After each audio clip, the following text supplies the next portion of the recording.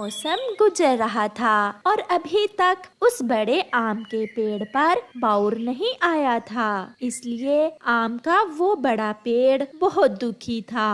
वो ऐसे परेशान था कि उसके पुराने दोस्त कौवा और कौवी उसके पास आते हैं। कालू, देखो तो इस बार बड़े आम के पेड़ पर कलियां निकली ही नहीं।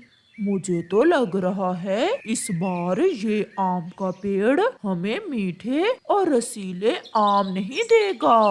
दूंगा, मैं आपको अपने मीठे मीठे आम जरूर दूंगा, मगर उसके लिए आपको मेरा एक काम करना होगा। काम? कौन सा काम पेड़ जी? कोई मुश्किल काम ना बता देना, क्योंकि हम काम वाम कम ही करते हैं।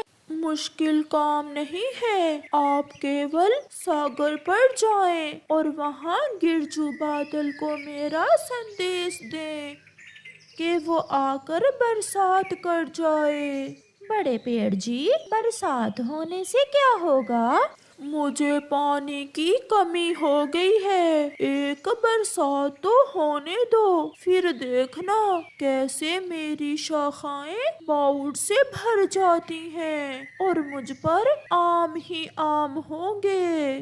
कौवे और कौवी को ये काम इतना आसान तो नहीं लगता, मगर फिर भी वो आम खाने के लालच में जाते हैं। वो उड़ते हुए जा रहे थे। अभी वो घने जंगल में ही पहुँचे थे कि गौरी की नजर वहाँ एक और आम के पेड़ पर जाती है, जिस पर बड़े बड़े आम लगे हुए थे। कालू, वो देखो, देखो तो वहाँ आम के पेड़ पर कितने बड़े बड़े आम लगे हुए हैं। कालू और गौरी तुरंत उस आम के पेड़ के पास चले जाते हैं। गौरी, आम मिल गए, हमें आम मिल गए। अब हम उस बड़े आम के पेड़ के पास नहीं जाएंगे। वो पेड़ अब बूढ़ा हो गया है, वो हमें कुछ नहीं दे सकता। अब हम यहाँ ही अपना घोंसला बना लेंगे और मीठे मीठे आम खाएंगे। शाम हो जाती है और वो बड़ा आम का पेड़ अभी तक कौवे और कौवी का इंतजार कर रहा था। वो कौवे अभी तक लौट कर क्यों नहीं आए? ऐसा भी तो हो सकता है कि गरजू बादल ने कौवों की बात ही ना मानी हो। वो पेड़ ऐसा सोचता है। दूसरे दिन चिड़िया उड़ती हुई जैसे ही उस बड़े आम के पेड़ के पास आती है, तो वो पेड़ चिड़िया को आवाज देता है। चिड़िया, चिड़िया, मेरी बात सुनो। चिड़िया पेड़ के पास आ जाती है। क्या बात है पेड़ जी? और ये क्या, आप पर अभी तक बाउर भी नहीं लगा? बाकी सब आम के पेड़ों पर तो आम भी लगे हैं। मैं प्यासा हूँ और सूख रहा हूँ, इसलिए अभी तक मुझ पर बाउर नहीं आया। मैंने कल कौवों को अपने दोस्त गरजू बादल के पास भेजा था कि उसे मेरा संदेश दे। मेरा दोस्त जैसे ही मुझ पर बरसात करेगा, मुझ पर कलियां भी लगेंगी और आम भी। पेड़ जी, वो कौवे हैं तो आपके दोस्त, मगर वो एक नंबर के फ्रॉडिये हैं। चिड़िया, मुझ पर दया करो, मैं चाहता हूँ कि मैं भी पक्षियों को मीठे मीठे आम दूँ। आप मेरे दोस्त गरजू बादल के पास जाइए और उसे जाकर कहिए कि मैं उसे बुला रहा हूँ। पेड़ जी, मैं अभी जाती हूँ। क्या आप अपने मीठे और स्वादिष्ट आम मुझे भी देंगे? हाँ चिड़िया, अब मुझे समझ आ गई है कि वो कौवे बहुत झूठे और मक्कार हैं। आज से आप ही मेरी दोस्त हो। चिड़िया तुरंत वहाँ से उड़ती है और तेजी से सागर की तरफ बढ़ती है। रास्ते में चिड़िया को एक आम के पेड़ के पास कौवा और कौवी बैठे हुए दिख जाते हैं। चिड़िया उनके पास जाती है।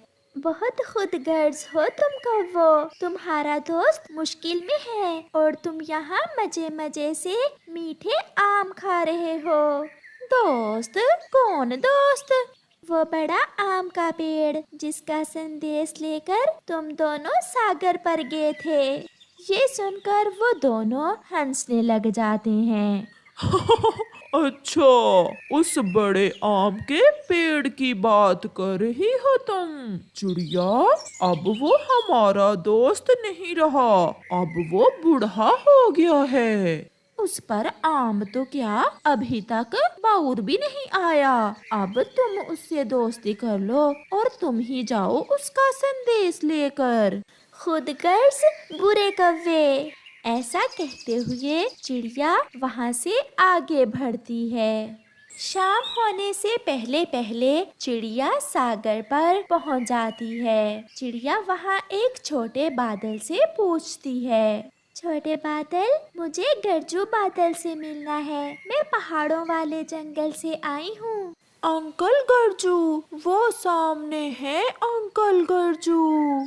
चिड़िया थोड़ा और आगे जाती है। गरजू बादल सोया हुआ था। चिड़िया उसे आवाज देती है, गरजू, गरजू भैया। कौन है? डरा ही दिया मुझे। गरजू बादल भैया, मैं पहाड़ों वाले जंगल से आई हूँ। वहाँ आम का बड़ा पेड़ आपको बुला रहा है। वो बहुत मुश्किल में है। मेरा दोस्त बड़ा आम का पेड़? वो तो मेरा पक्का दोस्त है। क्या हुआ उसे? उस पर अभी तक ना ही तो बाउर आया है और ना ही आम लगे हैं। उसे बहुत प्यास लगी हुई है। आप जाइए और उस पर बरसात करें, नहीं तो वो मर जाएगा। मैं भूल गया, मैं अपने दोस्त को भूल गया था। चिड़िया चले, मैं अभी आपके साथ जाता हूँ। फिर गरजू बादल अपने दोस्तों को साथ लेकर चिड़िया के साथ जाता है। वो सब बहुत तेज उड़ रहे थे। चिड़िया बहुत कोशिश कर रही थी, मगर बादल उससे आगे बढ़ते जा रहे थे। फिर चिड़िया एक बादल पर बैठ जाती है और थोड़ी देर में वो सब बड़े आम के पेड़ के पास पहुंच जाते हैं। बड़ा आम का पेड़ अपने दोस्तों को देखकर बहुत खुश था। फिर गरजू बादल जोर से गरजता है और वो सब बादल बरसात शुरू करते हैं। थोड़ी ही देर में बड़े आम के पेड़ के आसपास पानी ही पानी हो जाता है। मेरे दोस्त, मुझे माफ करना, मैं सो गया था और मैं आपको पानी देना भूल गया। वो तो अच्छा हुआ जो आपने चिड़िया को भेज दिया। आपका बहुत शुक्रिया। अब आप जा सकते हैं। अब मैं फिर से जवान हो गया हूँ। ऐसे वो बादल चले जाते हैं। दिन गुजरते गए और फिर कुछ ही दिनों बाद बड़े आम के पेड़ पर बाउर आ जाता है, जो कुछ ही दिनों में बड़े बड़े मीठे और रसीले आमों में बदल जाता है। चिड़िया मीठे आम खा रही थी, जिसे देखकर उसका दोस्त आम का पेड़ बहुत खुश था, क्योंकि आम के पेड़ को एक अच्छा और मुखलिस दोस्त मिल गया था और लालची कौवों की उसे अच्छे से पहचान हो गई थी। प्यारे दोस्तों, इस कहानी से हमें सीख मिलती है कि हमें मुसीबत के समय हमेशा दूसरों की मदद करनी चाहिए। और अगर आपको ये कहानी अच्छी लगी हो तो इसे लाइक करना मत भूलना। अरे घूरना बंद करो, पहले सब्सक्राइब करो।